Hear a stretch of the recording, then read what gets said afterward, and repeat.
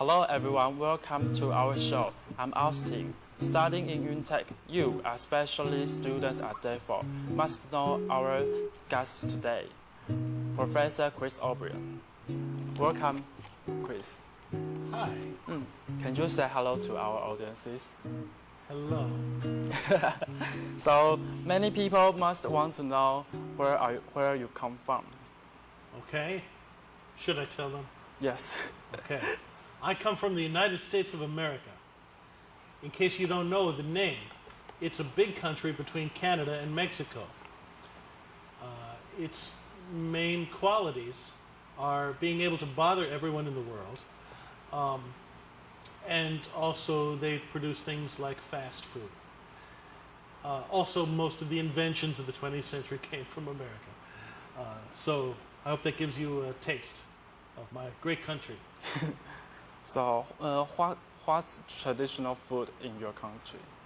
The big thing about America, I mean, one of the big things about America is that it's well, people call it a melting pot, meaning pot. that people from many countries all come into America. The only people who really came from America, just like with Taiwan, it would be the Aboriginal people, the American Indians, as they call them. So actually, most of the people in America came from many different places. Therefore, the foods of America are basically just all imports. There are a few specialties which started in America, but most of the food that we eat is from other countries' traditions, I would say. So do you like the food? In America? Yes. Oh, yes, because of the variety. There's a lot more variety there, in my opinion, than in Taiwan. And so sometimes I get a little bit tired of eating rice every single day here. Where in America, you know, like Mondays would be maybe Italian food. Tuesdays might be a German food. Maybe Wednesdays would be, you know, some Greek food or something like that. Every day is different. Yes. Usually. Many choices. Yes, there are a lot of choices. I heard that there's a new member in your family. That's right. It's my young son, Jonathan Aaron O'Brien. He was born. In February. Right, February. So in fact, he just celebrated his 4-month quarter birthday yesterday. Why do you want to call him Jonathan? Interesting. Special meaning? The fact is, the name Jonathan Aaron O'Brien came to me in a dream long before we were expecting a baby. I had a dream because we wanted to have another child. We hoped it would be a son. And then I had this dream about having a little baby named Jonathan Aaron. And so I told my wife about that. And so after that time, when we were talking about our, possible child, we called him Jonathan. And so we just got used to it. And so when we finally discovered we were really going to have a son, we just kind of assumed it would be Jonathan Aaron. And so that's the way it worked out. And I kept telling my wife, we really could change to a different name if you want to. We're not, there's no law that says we must use Jonathan Aaron. But we're just so used to it, we just went ahead and used it. So how many people in your family now? In our nuclear family, we have the father, the mother, 2 sisters, and 1 brother, so 5. So 5. Yes. Do you want more kids? No, not really. I don't know. It's just really, with the times being so difficult with the financial, breakdown of the world, and the stress and the busyness that we have. I think having 1 more child would be maybe more than we could afford. For our energy as well as our expenses. Yes. I think 5 is perfect because 5 fingers in 1 hand. That's right. So I can pick the whole family up with one. Wait, no, maybe not, but it sounds good to me. Yeah. Talk about your Miss Right. Miss Yeah. Right. How did you meet your wife? Oh, my wife. Yes, that's the one. Yes, definitely. Let's see. I met her. Well, I was a graduate student in America. We went to Shenandoah University. And I had been a graduate student there for a while. And she came to America to study. And I actually met her on her very first full day in America. She arrived in the airport the previous day and stayed over somewhere.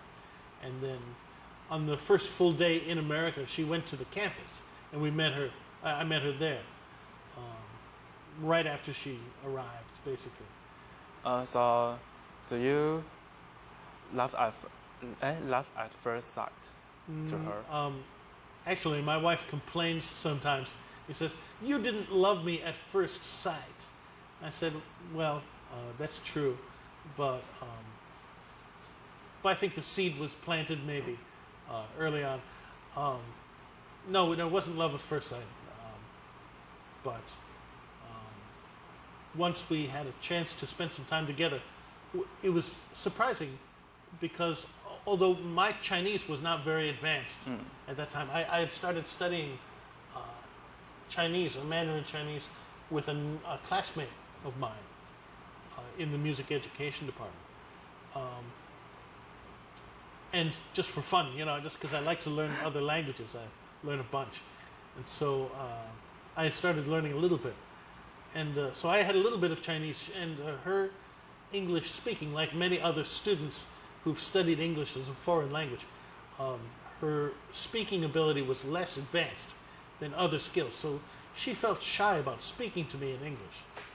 Nevertheless, even though we couldn't speak each other's languages so fluently, we found that we could communicate really well, kind of mysteriously, like better than we should have been able to communicate. So it seems like we had some kind of a connection, which was, more